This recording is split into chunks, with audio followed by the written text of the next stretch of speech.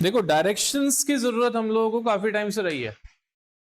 Obviously पुराने time के अंदर क्या होता था, ट्रेड होता था। सिल्क रूट का नाम तो तुम लोगों ने सुना ही है। तो ऐसे थोड़ा ना मुंह उठा के चल जाते थे, चलो सी के ऊपर चलते हैं, जहां जगह दिख जाएगी वो इंडिया है। अब डायरेक्शंस को सेंस करने के लिए या डिटेक्ट करने के लिए भी कोई ना कोई टेक्निक की जरूरत थी। तो शुरुआत में एशियन टाइम में लोग क्या देखते थे, यानी gases, pole star. Pole star एक ऐसा स्टार था जो हमेशा नॉर्थ पोल पे ही दिखाई देता था, मतलब towards the north pole. Wherever you are at earth, earth पे आप कहीं पे भी हो, डजेंट मैटर आप इंडिया में हो, आप ऑस्ट्रेलिया में हो, आपको क्या ढूंढना है, स्काई में, नाइट स्काई में पोल स्टार को लोकेट करना है। Once you see pole star, समझ जाओ कि वो आपको नॉर्थ की तरफ नेविगेट कर लेगा। पोल स्टार की तरफ बढ़ते जाओ बढ़ते जाओ बढ़ते जाओ, आप नॉर्थ पे चल जाओ। पर ये टेक्निक थोड़ी सी कॉम्प्लिकेटेड थी, क्योंकि आपको रात का इंतजार करना पड़ेगा।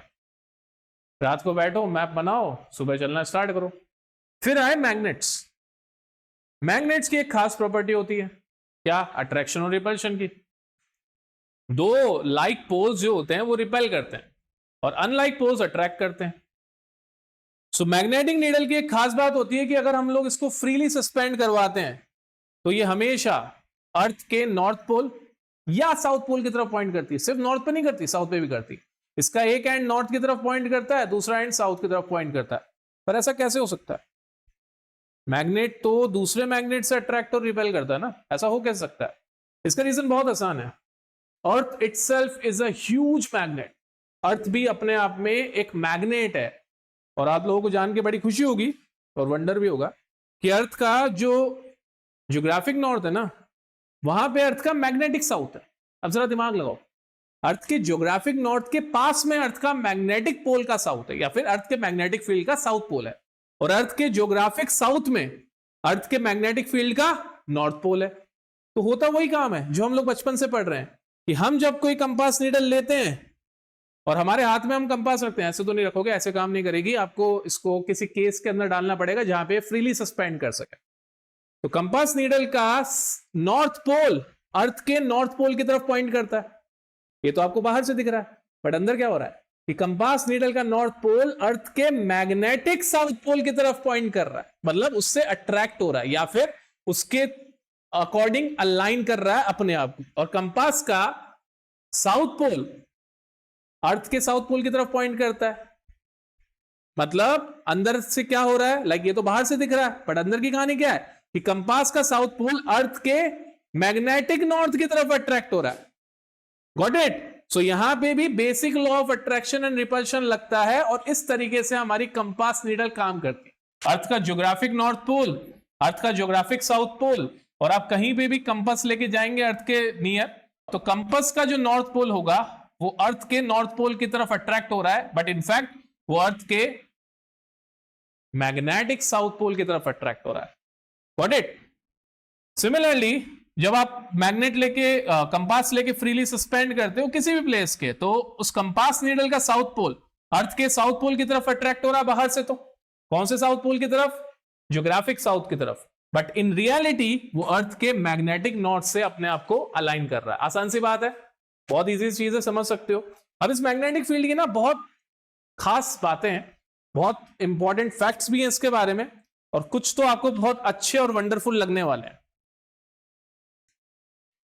जिसमें से पहला यह है कि अर्थ के जो मैग्नेटिक नॉर्थ एंड साउथ हैं वो एग्जैक्टली अर्थ के ज्योग्राफिक साउथ और नॉर्थ पे नहीं होते, उसके आसपास होते हैं।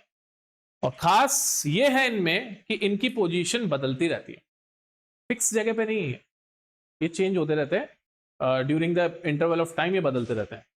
So that was the first thing, magnetic poles move. The magnetic north and south poles aren't fixed, they actually move over the time. The magnetic north pole is currently drifting at the rate of about 10 km per year. So magnetic north pole जो है ना वो हिलता जा रहा है at the rate of 10 km per year. एक साल में 10 किलोमीटर दूर जा रहा है नॉर्थ पोल से। जियोमैग्नेटिक रिवर्सल, अर्थ का मैग्नेटिक फील्ड अब जब बार बार ये चेंजेस होते रहते हैं, लाइक ये अपनी पोजीशन से हिलता रहता है, तो जियोमैग्नेटिक रिवर्सल भी होगा कुछ सालों बाद में। ऐसा भी होगा कि अर्थ का जो ज्योग्राफिक साउथ पोल है वहीं पे अर्थ का मैग्नेटिक साउथ पे शिफ्ट हो जाएगा कुछ 1000 करोड़ सालों में, वो तो आप खैर कैलकुलेट करके भी निकाल सकते हो। Okay, magnetic field strength, the strength of earth magnetic field is not uniform. देखो अर्थ का जो मैग्नेटिक फील्ड है उसकी स्ट्रेंथ भी यूनिफॉर्म नहीं होती है, क्योंकि earth is not a proper magnet which we have created in lab. Earth का जो मटेरियल है, जो डेंसिटीज है, अलग अलग जगह पे अलग अलग है। सो अर्थ की जो मैग्नेटिक स्ट्रेंथ है वो यूनिफॉर्म नहीं है। फिर भी इसकी एक अप्रोक्सीमेट वैल्यू होती है जो कि मैं आपको बता देता हूं, 0.3 इंटू 10⁻⁻4 टेस्ला, ये एवरेज वैल्यू है। और 10⁻⁻4 को बोलते हैं, 10⁻⁻4 टेस्ला को बोलते हैं 1 गॉस। ये another unit of magnetic field strength है। ठीक है, सो डायरेक्टली अगर मैं लिखना चाहूं तो अर्थ का मैग्नेटिक फील्ड जो बन जाता है, magnetic field for earth at any place can be 0.3 Gauss. Gauss को कैपिटल जी से रिप्रेजेंट करते हैं, टेस्ला को कैपिटल टी से रिप्रेजेंट करते हैं। ये मैग्नेटिक फील्ड स्ट्रेंथ की यूनिट्स हैं। तो 0.3 इंटू 10⁻⁻4 टेस्ला। Got it? आसान, इसमें से कोई भी दिक्कत? अब ये तो बता दिया मैंने अर्थ का मैग्नेटिक फील्ड होता है, ये कैसे जनरेट होता है। ठीक है, मैग्नेटिक फील्ड अभी तक वैसे जनरेट करने की टेक्निक आप लोगों को नहीं पता, थोड़ी सी आगे की बात बता रहा हूं, वो सुन लो, समझ लो, डॉट्स आगे कनेक्ट कर लेना। जब फ्यूचर में इस चीज को दोबारा पढ़ाऊंगा ना इसी लेक्चर में, तो चीजें आपको कनेक्ट हो जाएंगी। देखो अर्थ की जो अपर लेयर्स है ना, उनमें बहुत सारा आयरन है। आयरन के अलग अलग उसमें डिफरेंट डिफरेंट टाइप से आयरन अलग अलग फॉर्म्स में मिलता है, और अर्थ कंटिन्यूसली ऐसे रोटेट करती रहती है। और अर्थ का जो एनवायरमेंट है वो गैसेस से मिलकर बना है। ठीक है, तो बस अभी के लिए आपको याद रखना है कि अर्थ के इस रिलेटिव मोशन की वजह से और अंदर जो मैग्मा की हीट है उसकी वजह से उन सबका मिला के जो एक फाइनल प्रोडक्ट बनता है वो है मैग्नेटिज्म। अब ये जो बनने का तरीका है ना, ये अभी तक आप लोगों के आया नहीं है इसी चैप्टर के एंड में, कि हम लोग करंट या मैग्नेटिक फील्ड बनाते कैसे। ठीक है, that you will learn in electromagnetic induction. Got it? So फिलहाल के लिए बस इतना समझो कि अर्थ की रोटेशन की वजह से, अपनी एक्सिस पे रोटेशन की वजह से अर्थ का मैग्नेटिक फील्ड बनता है। ये तो बेसिक फैक्ट्स है। अब कुछ और इंटरेस्टिंग चीजें हैं इस मैग्नेटिक फील्ड के बारे में। हमारी अर्थ पे लाइफ है ना, उसका सबसे बड़ा कॉज अर्थ का मैग्नेटिक फील्ड है। एक्चुअल में सन से हर सेकंड बहुत ही पावरफुल रेडिएशंस आते हैं, और जब इन रेडिएशंस का लेवल बहुत हाई होता है ना, like they have a lot of intensity, तो इनको हम लोग सोलर विंड कहते हैं। सोलर विंड को आप ऐसे समझो जैसे गर्मी के दिनों में जो लू चलती है ना, उसमें आप बाहर खड़े हो, अब उस लू को 1000 टाइम्स फिर 1000 टाइम्स और कर दो, क्या हालत होगी हमारी? विंड के साथ ही हमारी स्किन भी उड़ जाएगी, अंदर का सारा माल मटेरियल उड़ जाएगा, शायद स्केलेटन बच जाए तो बच जाए, वरना वो भी नहीं बचेगा। Got it? हमारा मैग्नेटिक फील्ड अर्थ को एक प्रोटेक्टिव शील्ड प्रोवाइड करवाता है।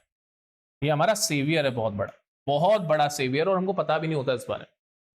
अगर ये नहीं होता ना तो हमारा एटमॉस्फेयर कभी बन ही नहीं पाता। ये सोलर विंड इस एटमॉस्फेयर को अपने साथ उखाड़ के ले जाती है, उड़ा के ले जाती है। अर्थ पे कभी लाइफ ही नहीं होती। So due to this magnetic field we have reached this level of intelligence. हमको इंटेलिजेंट बनाने में, इसके बारे में पढ़ने के लिए भी इस मैग्नेटिक फील्ड ने ही बचा के रखा है। समझ गए? अगर ये मैग्नेटिक फील्ड नहीं होता तो आज हम इसके बारे में पढ़ भी नहीं रहे होते, लाइफ ही नहीं होती, हम लोग नहीं होते।